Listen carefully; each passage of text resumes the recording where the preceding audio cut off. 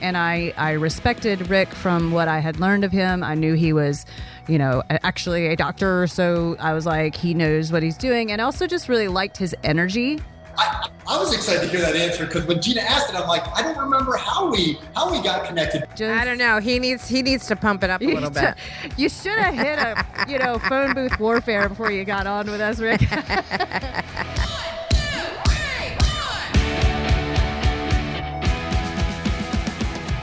Hey, Warners, welcome to another episode of Women Your Mother Warned You About. The podcast that makes business sexy again. I'm Gina Trimarco, sales trainer and consultant at Pivot10 Results and Sales Gravy University and Carolina Improv as the founder. You used to complain that your list was too short. Now your list is longer. I'm Rachel Pitts, mommy, wifey, loan officer with U.S. Mortgage and creator of the Ultra Fit Lifestyle. And speaking of the Ultra Fit Lifestyle, today we have Dr. Rick Kattouf with us, who is a huge part of helping me create my version of the Ultra Fit Lifestyle. And you guys will love him. He's amazing. I got to tell you, and do you want to read his bio or you want to share his bio? Yeah, sure. So, Absolutely. You want to share, go ahead and share his bio now. And then I got a couple things I want to give you as my takeaways from the show. Okay. Well, Rick Kattouf is a doctor of optometry, which is interesting. Then he transitioned to be a fitness coach and fitness and nutrition coach, that is. He's a two-time best-selling author, fitness and nutrition expert, and has been named one of America's premier experts and one of the World Fitness Elite Trainers of the Year. He's a sports nutrition specialist, a heart rate performance specialist, a master personal trainer, and a triathlon coach. He's got it all. He's been on ABC, NBC, CBS, Fox affiliates around the country, as well as been in all the major newspapers. And he's the CEO and founder of Team Kattouf Incorporated, Team Kattouf Nutrition. And just recently, and I meant to ask him about this, we didn't get to this, the Virtual Gym LLC. Now he does most and all of his, I don't know if all, but primarily his coaching is virtually, because that's what he does with me. Like, I've never actually met him in person. But he just showed everybody in Team Kattouf his patent that he got on Virtual Gym. Dr. Rick has personally coached individuals in 30 plus states, virtually, of course, and more than 10 countries. He's pretty cool. And on this episode, I was like, oh, you need some more energy. I mean, his energy is like... Oh, he's wide open. The hook. I really loved him. There were so many great takeaways. I can't wait to eventually work with him. But there was something that really resonated with me, and it was his comment about the finish line mentality. There's no finish line when it comes to your fitness, and that was just a huge aha, and we unpack that a little bit in this episode. And I think it's really important for anybody who has those days where like, I'm going to get my health in order for a minute. Yeah. Yeah. And I can really relate to that theory, because as a dancer, since I was 5 years old, there's never really like the journey is the process. Or the process is the product, more like, because you can get to a point and do a performance, and then you're like, I could have done this better. And so that's what always has kept me going in terms of my dance career. And it's the same in athletics. When you become, higher level athlete or running a marathon, you run your marathon and then you're like, I could have been faster, like it's just, and that is a great mentality. And like Gina said, we unpack it a bit and talk about how people go on diets, the big D word that it strikes fear in the hearts of everyone. Wait. I'm gonna reveal this one now, and that we'll unpack this one too. Diet, disaster, imminent. Every time. Yeah. That's what diet stands for. D-I-E-T. I've never actually thought of it in the way that he was talking about it in that way, but it's so true that like when you're like, dun, dun, dun, my diet starts on Monday. Mm-hmm. And like the word die is involved. So nobody ever died, but did they? Maybe I died just a little bit in that diet, just a little bit. Mm-hmm. But Dr. Kattouf has got some great advice for anybody in business as well. It's not strictly a podcast about fitness and nutrition. He talks about his transition from optometry into the world of the entrepreneurial world of fitness and being a business owner. So there's a lot of good nuggets in there for you, Warners, as well. Yeah, had a lot of great appreciation for that discussion on passion and what leads us to building our businesses. So if you're an entrepreneur or entrepreneur wannabe, I think you'll get into this. If you want to get your fitness in order, I think you'll get into this. If you just want to listen to our wackiness, you'll get into this. So sit back and enjoy this episode of Women Your Mother Warned You About with Dr. Kattouf.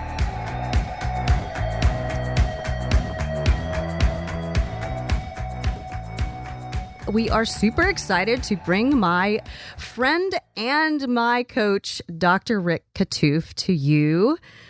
Welcome, Dr. Rick Kattouf. Great to be here. Thank you, Rachel. Thank you, Gina. Looking forward to it. And I'm excited. Yeah, and I will just call you Rick from now on if you're okay with that. Oh, please. Yeah. That's the best. So really quickly, you guys, I'm so happy to bring Dr. Kattouf on for you guys because he's got just so many interesting things that he can share with you. And as we like to always start, Rick, we are the women your mother warned you about. So I wonder, when you hear the name of this podcast, what do you think makes someone a woman your mother warned you about? When I saw the name of the podcast, first of all, I was thrilled to have the opportunity to be part of it. I think it gives everybody a good chuckle in a good way. Like, all right, what does that really mean, and were we ever warned? So that's the first thing I thought was pretty comical, but it kind of stopped there. And I'm like, I don't know if I should really think about this too much. True that. You just never quite know what's going to happen when you come on to our show. But we try to have lots of fun. So, that's cool. Gina, as we said in our introduction, I have known Rick for a while, and he's coached me in a couple of different ways. But what I found really interesting when I first met Rick was that prior to becoming a full-time fitness and nutrition coach and starting his supplement company and all of that, he started out as an optometrist. So I saw that. I was like, wait a second. Will the real Dr. Rick stand up? I was like, look, checking him out on LinkedIn. Oh, yeah. So tell us a little bit, Rick, about what caused you to transform from optometrist into nutrition and fitness professional. Yeah, no, absolutely. And it's probably one of the most common questions I get over the years, because on the surface, people look at optometry and then fitness as like opposite ends of the spectrum, because it's just public perception that an optometrist is just prescribing glasses, contacts, things like that. Obviously, that's part of what we do as optometrists, but as an optometrist, we're much more educated than just contacts and glasses. So anyways, I've been a lifelong athlete. And so enjoying the human body, enjoying physiology, enjoying seeing what I can do with my own body and helping others, change and transform their body. And so what led me to optometry was my father. My father's an optometrist. My sister's an optometrist. I got two cousins that are optometrists. So optometry definitely runs in the family. And, my father being a mentor of mine growing up, always liked, what he did as an optometrist and always having time, for me and my sport. So I thought, boy, that's a nice balance of, work life, family life, things like that. So I followed my dad's footsteps. I went to the Illinois College of Optometry, and 25 years after my father graduated, I graduated. So 1997, became an optometrist, moved back to Ohio, joined my father in practice, and it was great. I loved it. But pretty early on, I would say that I knew my dad wasn't going to be in practice that much longer. He'd already been practicing for 25 years. And I said, Dad, when you walk out of here, I'm walking out of here. It was I just knew optometry wasn't going to retire me. I knew I wanted to pursue my passion of health and fitness. Didn't know how, didn't worry about how, but I just knew I was going to do it. Didn't know how I was going to do it. So literally within 2 months, so 8 years later, June of 2006, my dad left practice. August 2006, I was right behind him. I was out. I said, that's it. I'm going to start my own fitness and nutrition business. Now, I'd already started it on the side. And so there were a couple of years there where it was just a grind. It was work out in the morning, examine patients all day, take my laptop, go sit at Panera Bread at night and work on my coaching business. And I did that for years. And so when I left optometry, I had just a small coaching business, but I just grew from there. So it was one of those things that, Rachel and Gina, I didn't want to look back and say, what if? I'm 49 now. I don't want to be 49 and look back and go, man, 10 years ago, what if I would have done that? So I just pulled the trigger and did it, man. And so it was, people thought I was crazy, no doubt. I mean, you go to school your whole life to become an optometrist. You have a great life. You're, 6-figure income. Life is good. And you walk away from it and you have nothing now. But, I think there's more to it in terms of life. And I wanted to pursue my passion. Health and fitness is where I live. That's my life. And I haven't looked back. I think Boy, this sounds like a familiar conversation, Rachel, about doing something that makes you happy. Right. And Rick, you make such a great point that I think is so crucial for all of our listeners who might not be super happy in their job that they're in right now. And they want to transition to something else that you started it before you left the other job. So you at least got a little head start. And a lot of times people will just be like, I hate this job, fuck it. And then they quit and then they don't have any income to support the beginning of this new business. And I think Lisa Nichols has a great book called Abundance Now, and she talks about using your job to fund your dream. And that sounds like exactly what you were doing when you transitioned. And it's a great way to do it, that you can also sort of help, if you're not super happy in your job, help you see it as your funding institution for your next steps, right? No, I think that's a great point. I love that phrase that you used from that woman. I think it's great. And I would always use the phrase, we've all heard it before. It goes something like, don't quit your day job till your night job starts paying. Kind of one of those things. And I kind of use that mindset. And, when people ask me about it, like we're talking about it now, a lot of people say, how did you know? When was the right time? And I tell people, I don't think there's a right time. I don't think there's a perfect time. You just have to do it. Now you can't be reckless. It's got to be a calculated decision, no doubt. And so I had goals. I said, okay, if I can, once I have, just X amount of money saved away and just little things, and have X amount of clients, I'm like, you know what? I'll just make the leap. So there's no perfect time. It's just what's the right time for you. And it's scary, no doubt about it. And what I tell people too is this, I'm like, I work so much more now. Like, this is a 24/7 business. It never closes. Optometry, I closed the door and didn't have to go back till the next day. Like, how many calls you get in the middle of the night within, if it's that urgent of an eye injury, they're not coming to see me. They're going to see a surgeon. So point is, it wasn't like I was on call. It was a great life. So I work so much more now, but as you and I have talked about too, kind of on the side, Rachel, when you really enjoy what you do, it's different. And I mean, I've never worked this much in my life, but I love what I do every day. They say, when you love what you do, you never work a day in your life, and because it's just, it's you're living and breathing what you do instead of like, oh God, here we go again with this whatever job. I can remember the feeling. I enjoyed the patient interaction. I enjoyed, what my dad would phrase the knee to knee, eye to eye. You're right there with the patient, having that interaction. But as someone that is so passionate about health and fitness, I was on the wrong side of it. You're managing disease. You're not helping anybody get healthier in the world of medicine. I would ask the simple question to a diabetic or hypertensive patient. I always knew the answer, but I wanted to ask anyways. So tell me, what your physician's doing. And again, no fault to the physician. I'm just giving facts here. So tell me what your physician done in terms of your diabetes. Well, my sugar went up a little bit, and so they put me on more medication. Again, not fault. That's just where medicine is at. And so that's not the side of health and life I wanted to be on. I wanted to be on the other side of things. And I don't want to just manage disease. I'm curious. You talk about passion, and that's why a lot of us start our own business from passion.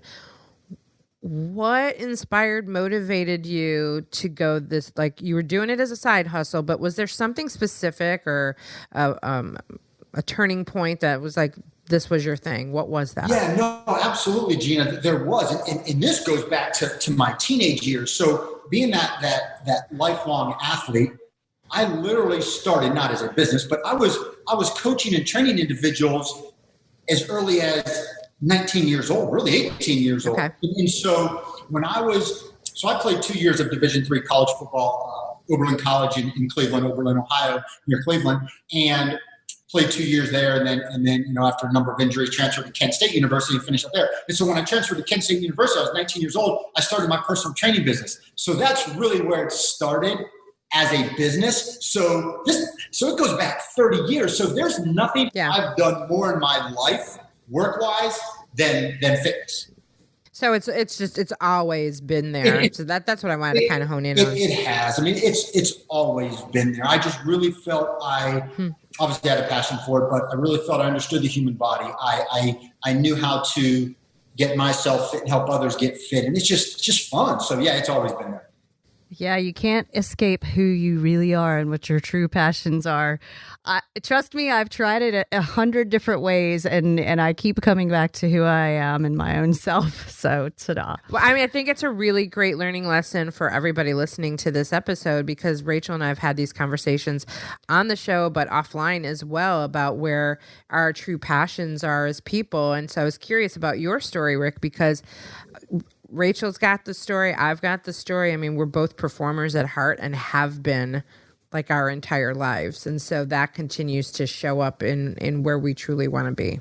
No, I completely agree. And it can lead to, as I'm sure you've both seen in your life, that one passion can lead. It's that you knock over that first domino can lead to so many different things. I mean, did I know, that I'd started a nutrition supplement company after the coaching business was successful in 2001? No, but it was something that was always there. I've been using nutrition supplements personally since I was 14 years old. And so I love supplements. I just wanted better supplements. So it's just that one passion of ours, as we both seen, all three of us have seen, can lead to so many great. So let's talk about the supplements for a second and get into nutrition, because I mean, I'm on track right now. I've been working with Rick for, this would be like week 5, I guess, or week 5 or 6. And I'm on just like a very strict nutrition routine because we're working towards doing this bikini competition in 2021, which is a lot of fun.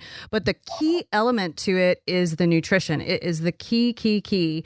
And also every single morning, it's like clockwork. I just pop my supplements, and I'm working hard, and I'm also under a lot of stress. But Rick and I just had this email conversation this morning that I think that my body is handling the stress and the heavy workouts a lot better because the nutrition is so focused, and the supplements as well. So talk a little bit about your nutrition supplement company, Rick, and why are supplements important to people? Because I think a lot of people just don't understand what's good about it. Right. No, absolutely. And I love how you've seen the importance of nutrition, and not just obviously supplements, but just that everyday nutrition. Because what I tell people is this, the most powerful drug we have, legal drug on the planet, is food. And when like any drug, taken properly, we'll get the benefits. Taken improperly, well, downward spiral. So the nutrition, so kind of bring it up to the supplements. So simultaneously, when I started my coaching business, coaching, runners, triathletes, fitness enthusiasts, it was never just strictly coaching them on the fitness workout side, because to me, not implementing the nutrition is doing a huge disservice to the client. Like, I can train somebody till they're blue in the face.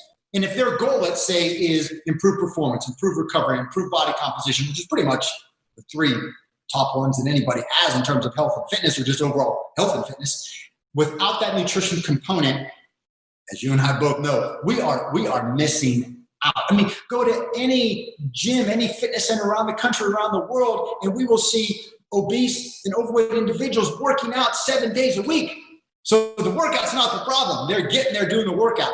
Why are they still overweight? Why are they still obese? It's because of the nutrition. So once we start to get that everyday nutrition dialed in, like you and I have talked about, the frequency, the timing, the carbohydrate, protein, fat ratio, the supplements go right along with it. And just the word supplement, just the definition is something added to something already whole. So the whole part is we've got our daily nutrition, we've got our daily workouts.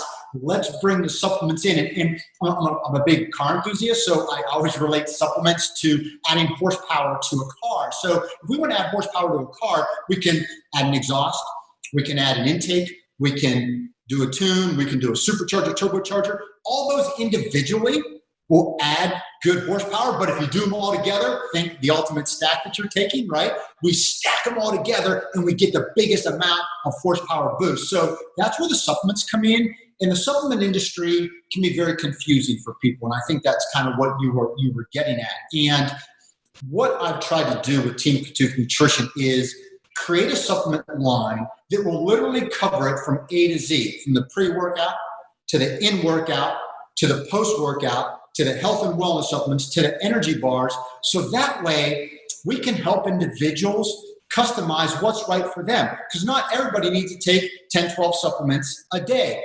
What are their needs and goals? What supplements will help facilitate that? And that's where let's say body composition. I mean, that's like the number one goal of everybody. Even if a male has 10% body fat, they want to get to 8% body fat. Like that's just a normal goal. So that whole body composition, that's where the supplements can come into play when added to the nutrition, help build muscle, burn the fat, and you go from there. So supplements are great as long as people are taking the right ones for their specific needs and goals.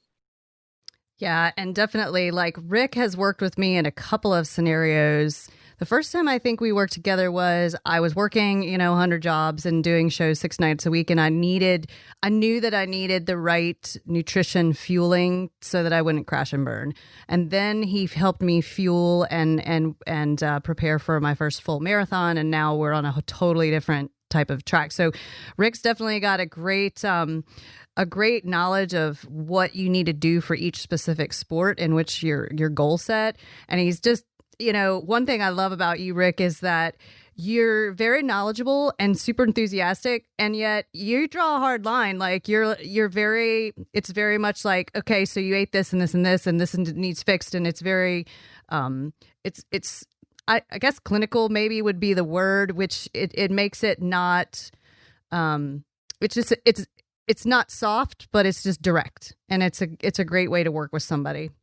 Well, I thank you for that. I appreciate that. And you are a great example, because you're right, because we've literally worked together in 3 different scenarios. I'll never forget that first time. Like, your dance schedule was like, people probably don't even know what you went through for, like, that was a schedule that just blew my mind in a good way. I'm like, oh my gosh, this girl can grind, man. And so that was such a unique schedule that it required nutrition in a certain way to get that done. And then your marathon training and now the bikini competition. So you're that perfect example. You are the same individual, but those nutrition requirements and needs change a little bit depending on the needs and goals. And I like what you said about kind of the just being, black and white about the clinical part.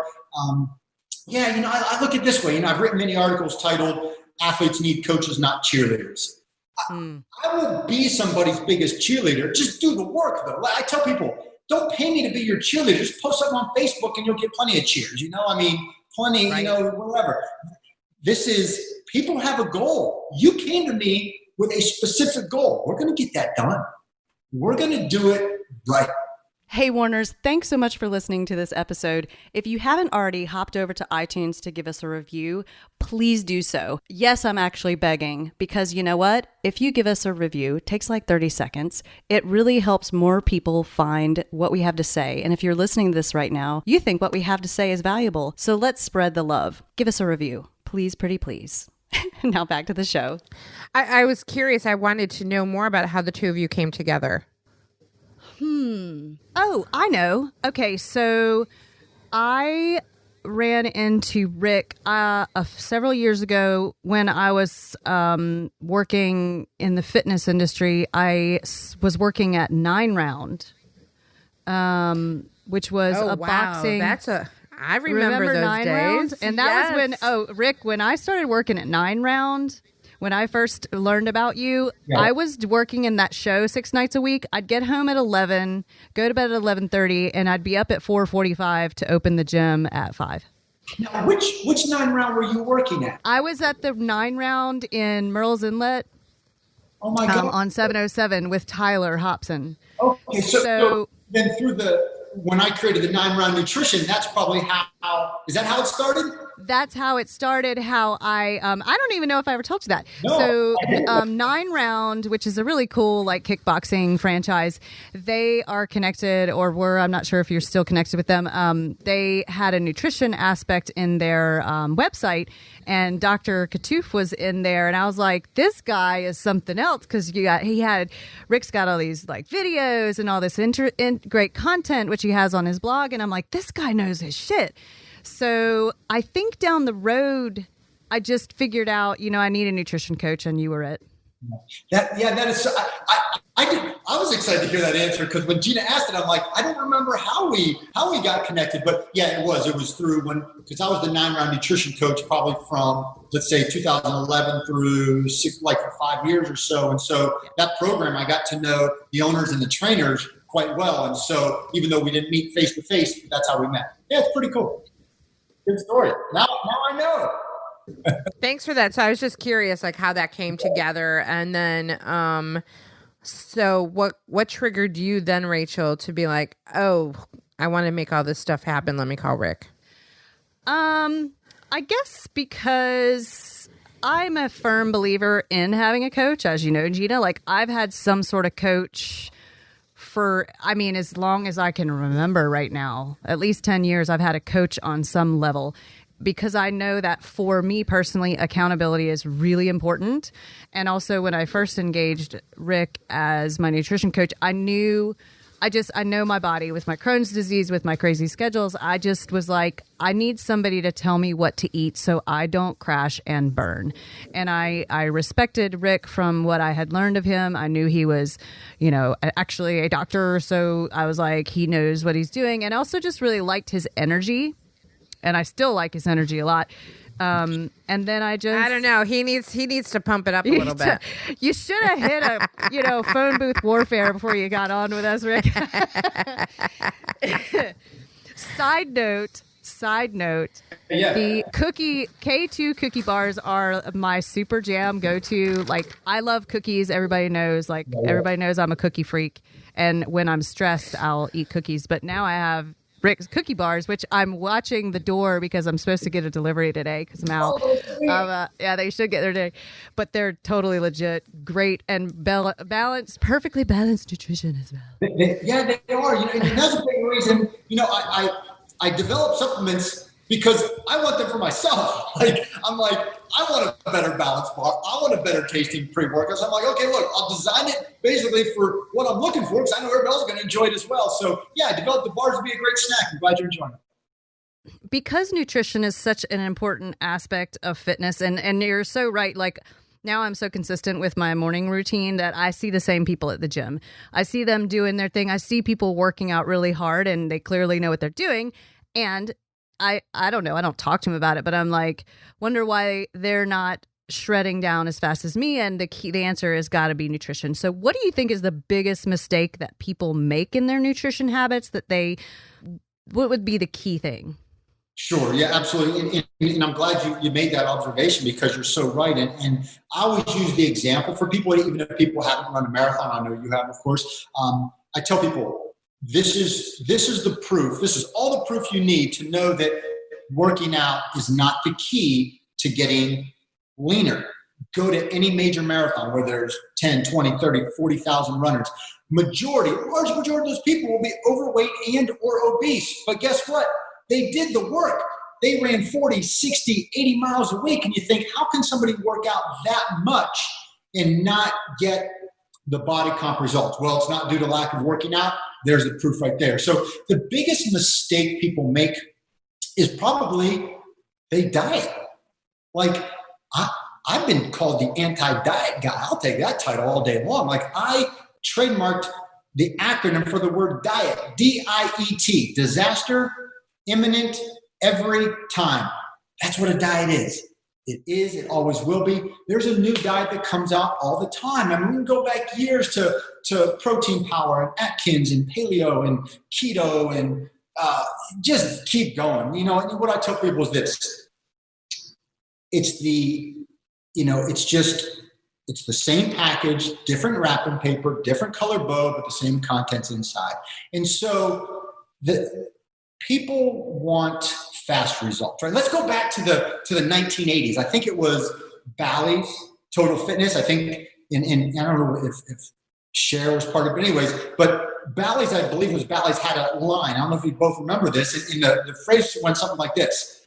If a great body came in a bottle, everybody would have one. I think it was Bally's Fitness. Anyways, that's like one of the best statements of fitness ever, right? Like if a great body came in a bottle, everybody would have one. And I get it, right? I mean, people want it yesterday. They want results. They want to think that they can just eat right from one day and get the results. So diets are very popular because they play on the mindset of just the human psyche, the human body, that do this quickly, you'll lose weight quickly, and you will. I tell people all the time, yes, the guarantee is this. You're guaranteed to lose weight on a diet. You're also guaranteed to regain all of it or even more. So that would be the biggest problem is individuals looking at it from a short-term perspective. It's what I call the finish line mentality, right? When people go, well, I'm going to go on a diet for 7 days or 14 days or 30 days.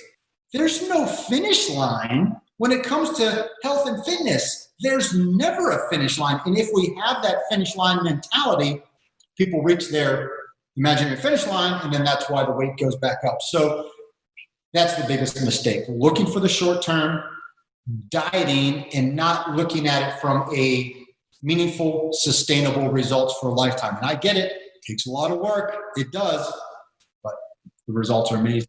I've got a question for you on that, because I love that. I love the finish line mentality. That is such an eye opener that I think everybody needs to hear. And I think some people will often, hand raised, will often be like, okay, if I can do this for 10 days, okay, I can do this for 100 days. Okay, I can do this for a day. I can't and that helps my mindset get there, because I'm like, well, after one day, I can set the next day. I can set the next micro goal. But hearing you say there's no finish line, how do we switch the mindset to feel like that's achievable? Yeah. No, I think that is such a great question, Gina, because it's not easy. I'm not over, saying, hey, this is easy for people, because it takes work. So one way is this, and I've written articles and blogs along the line with the title of Your Body is Your Business. And you will both appreciate this, being business owners. And even if people aren't a business owner, I think they can start to understand this. We go to start a business, which is kind of how we started this whole conversation, right?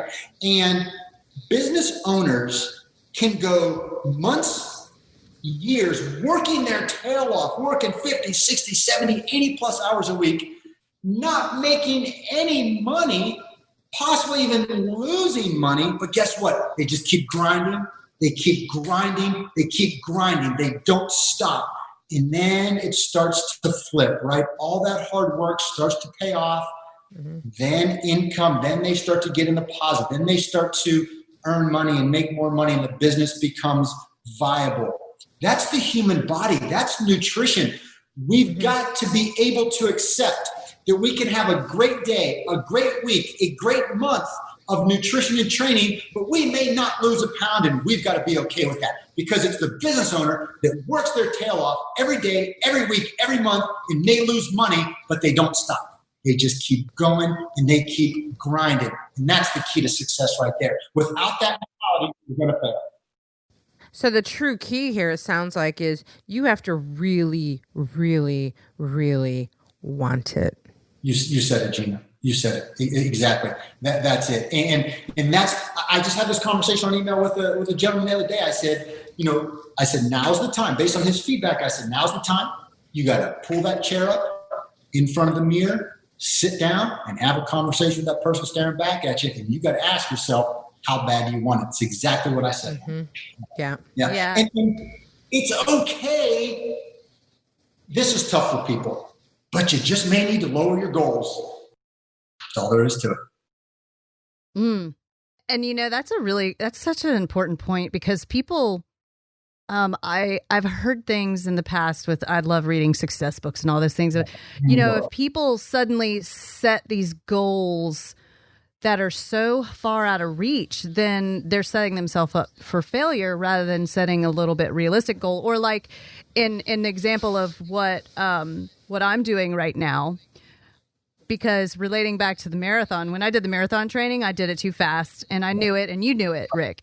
Exactly. So in this scenario, I'm going to spend about 9 months at it. That gives me till next spring. Yeah. That is enough time to really get where I need to go and not rush it and not end up failing.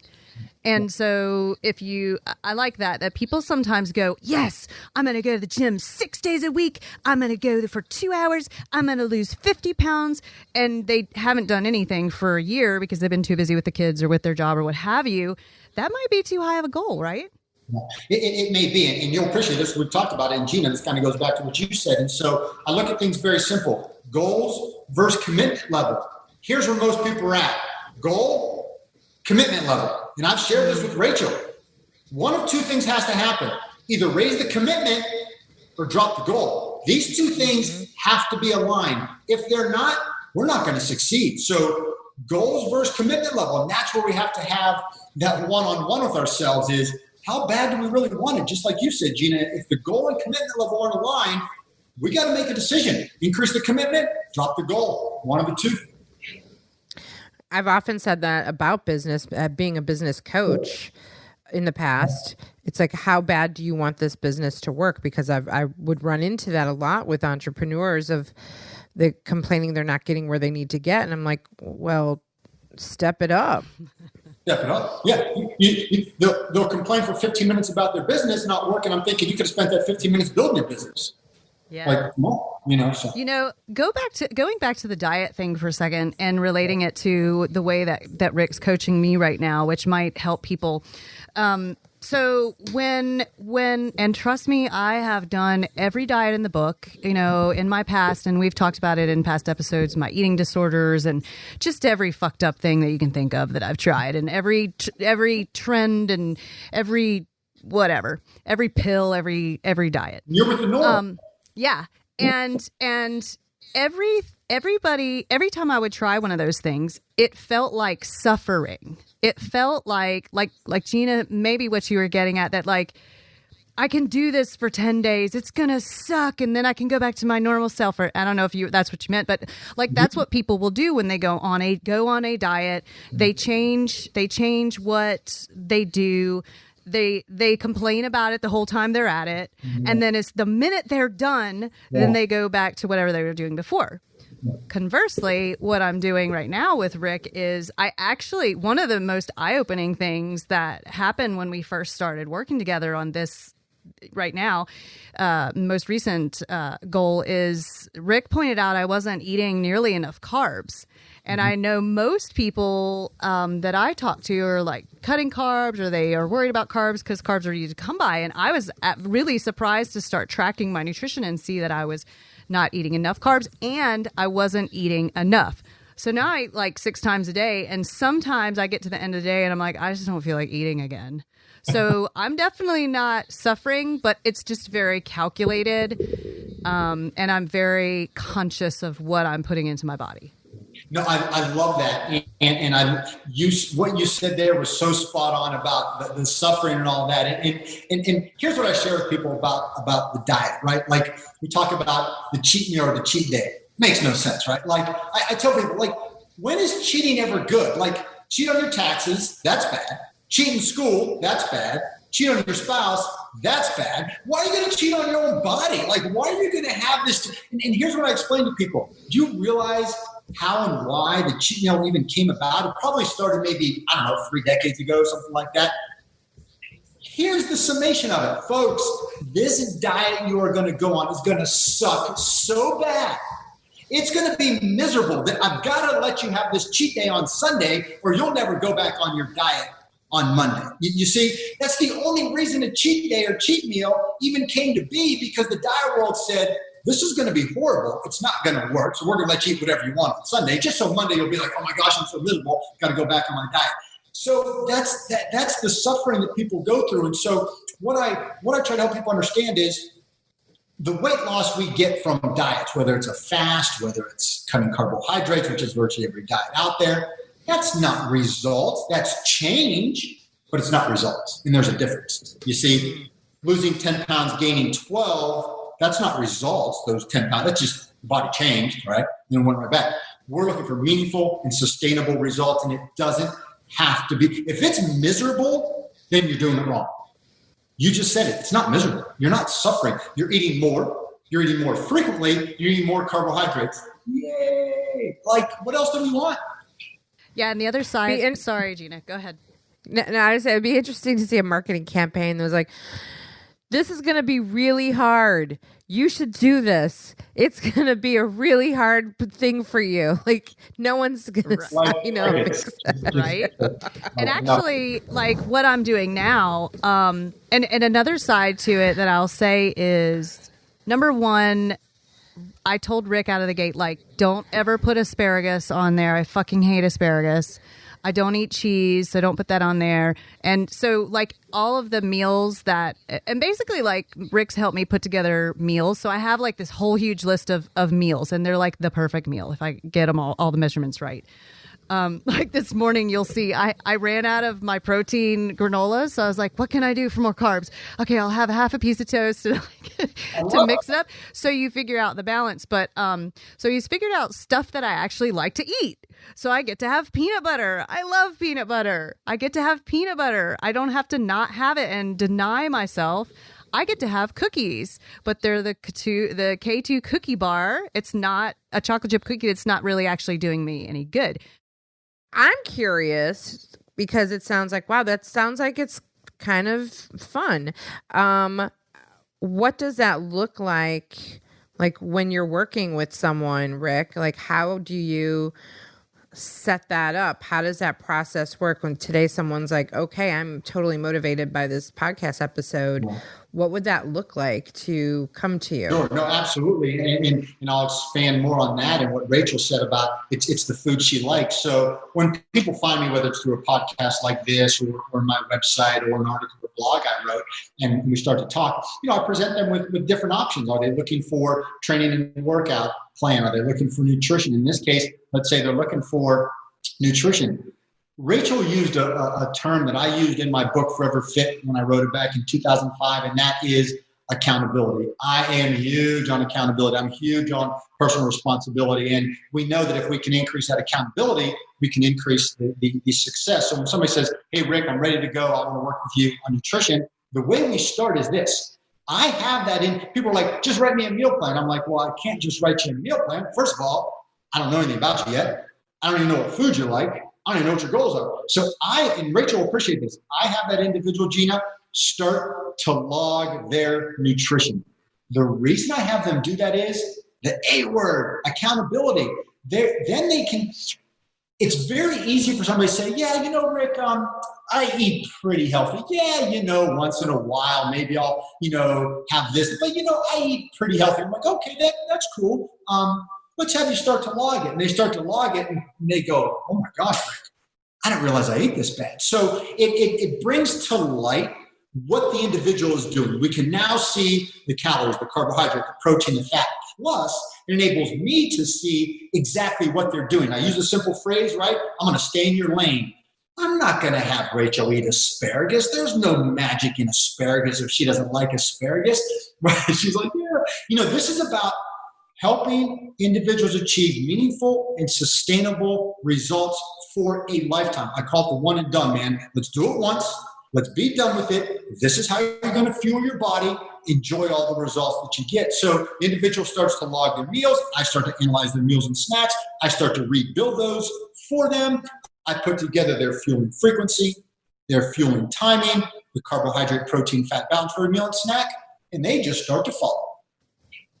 And so basically you're building them their roadmap to a lifetime commitment. I love how you said the roadmap, because I've oftentimes related it to a GPS system.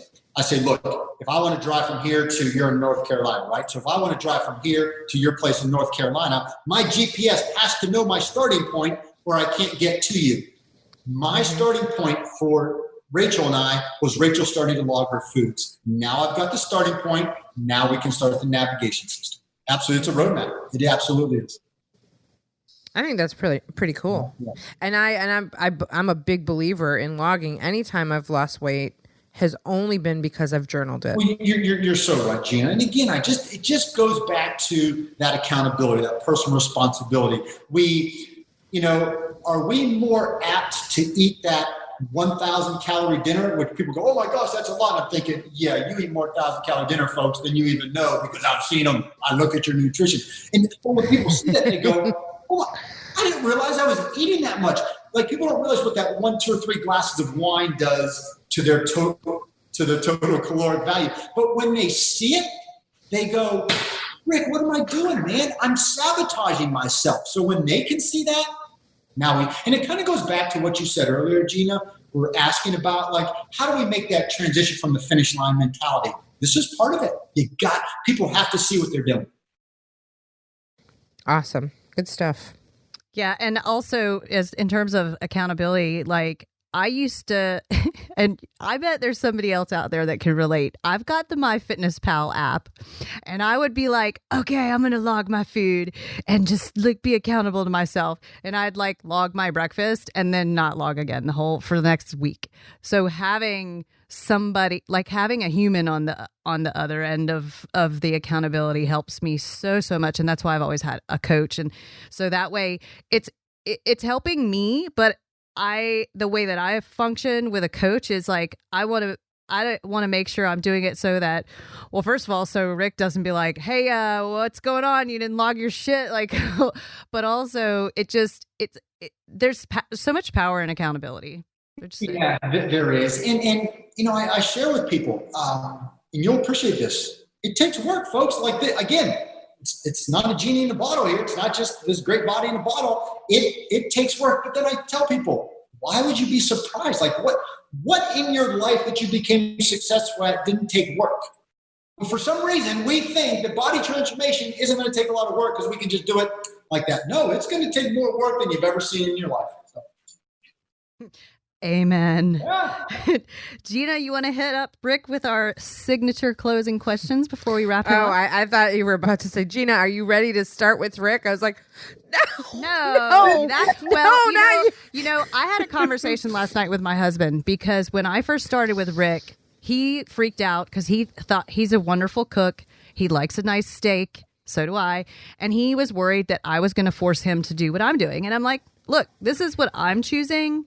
I appreciate you respecting what I'm doing, but I'm not going to make you eat like me, unless you want to, because you really have to be mentally prepared to make that kind of commitment and changes, for sure. Yeah. And I've been there, and I will be ready eventually. You do have to be there. I agree, because I'm not saying every scenario like this turned out this way, but when individuals have, let's say, paid for coaching for somebody else, it usually doesn't work out quite as well. Right. Yep. As a business coach, when people have come to me and like, oh, I want to pay for business coaching for my daughter, I'm like, nope. God, what a good point, right? Yeah. When your daughter's ready to put the money in it. All right. Well, we're going to switch to some signature questions as we get ready to wrap up this episode, which has been amazing.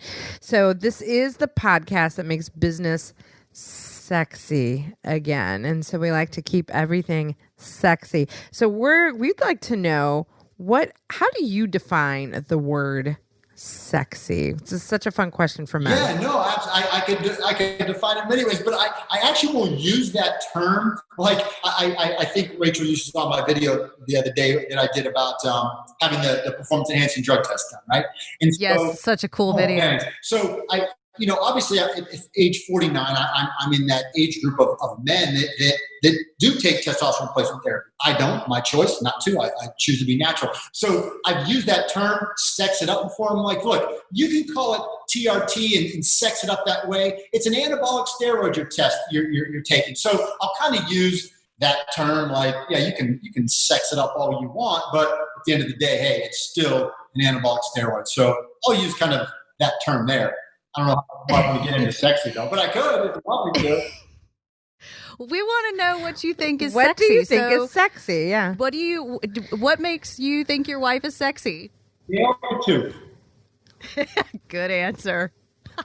What was the? I didn't hear that. What was the answer? His wife, Gail Kattouf. But what makes Gail sexy to you? What part? What's the aspect of what part of her personality or? Yeah. So I was that guy that I'm like, man, I'm not getting married, man. Why would I get married? I'm like, I'm not getting married. And then I met Gail. I'm like, all right, I think I'll get married. So definitely. I mean, I'll go back to when we met in 2006.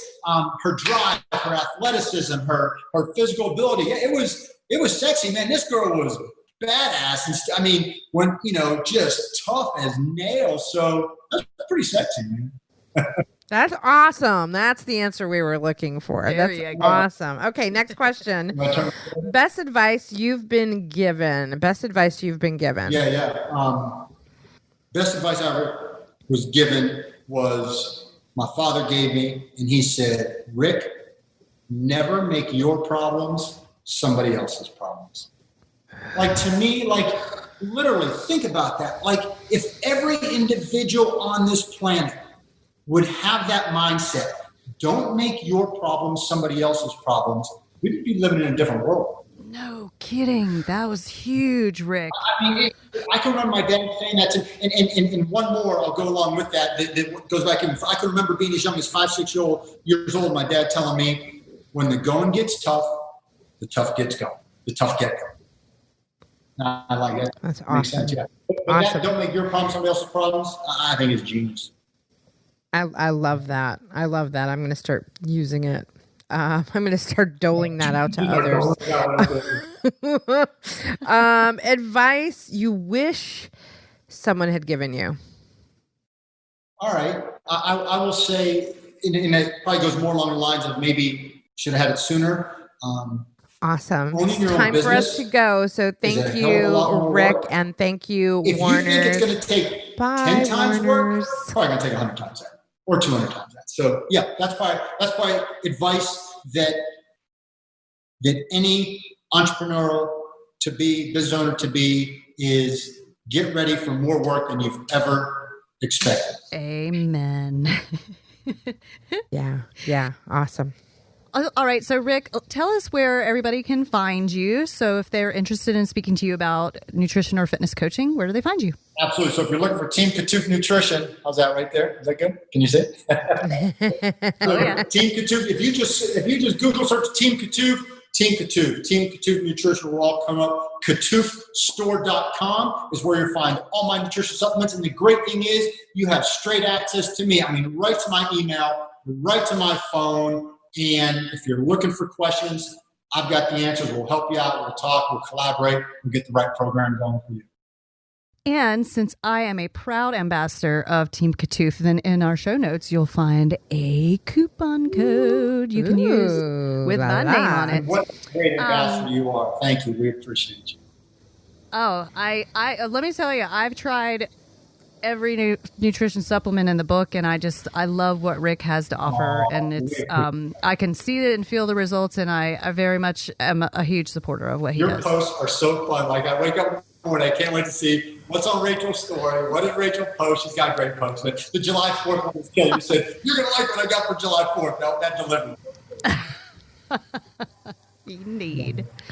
Well, thanks so much for joining us. I could talk to you all day long about this stuff, and but everybody's going to get back to you working on their businesses. So thanks so much for being here. Rachel, thanks for your time. Gina, nice to meet you. Thank you both for your time. It was awesome. Awesome. Thank you. And thank you to all of our Warners for being on this episode of Women Your Mother Warns You About. Like Rachel mentioned, there'll be a coupon code. And if you're listening and you're driving and you're like, how the world do I spell Kattouf? You know what? Go to the website, go to womenyourmotherwarnsyouabout.com, go to this episode, click on it. You will find the links to get to Team Kattouf, get your coupon, and all of those things. All of the things are on our website, including all of our social media links, et cetera, et cetera. And information about Keith Walters, who is not here. He probably would have loved. Oh, Keith's our male counterpart, and he would love you because he's a huge cyclist. If you want to know more about me, you can go to my website, ginatrimarco.com. It has all the things. It goes to all the places. And for Rachel, you can find me all over social media at one of two places that you can find me in my mortgage world at The Singing Lender, and for my little budding fitness business that's kind of been around forever as well, like Rick, ultrafitlifestyle.com. And really, one of the greatest gifts that you can give someone you love is to share this podcast with people who might benefit from what Rick had to say today or other aspects of the information we share on this podcast. So we thank you for that. Awesome. It's time for us to go. So thank you, Rick, and thank you, Warners. Bye, Warners. This really will get serious soon. Yeah, it doesn't have to. I don't think anybody wants it to be serious. Women Your Mother Warned You About is a Pod About It production. You've got a great idea. Let's pod about it. Visit podaboutit.com for more information. Woof, woof. Monkey, monkey.